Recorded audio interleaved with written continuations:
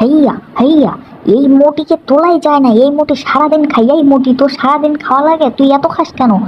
আরে আমার তো খিদা লাগে তাই আমি খাই, তোমরা এমন করছো কেন? এখন আমার আবার খিদা লেগেছে, চল তোকে জম্মের খাওনা খাবো, ওঠ শালা মোটি।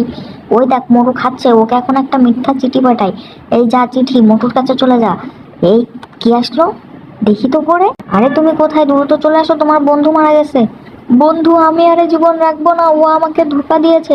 আরে আমার বন্ধু কি মারা গেল? আমি দ্রুত যাই। ওই তো মোটু চলে গেছে, দ্রুত চল আমরা খাওয়া শুরু করি। আরে পাতলু তুই কোথায়?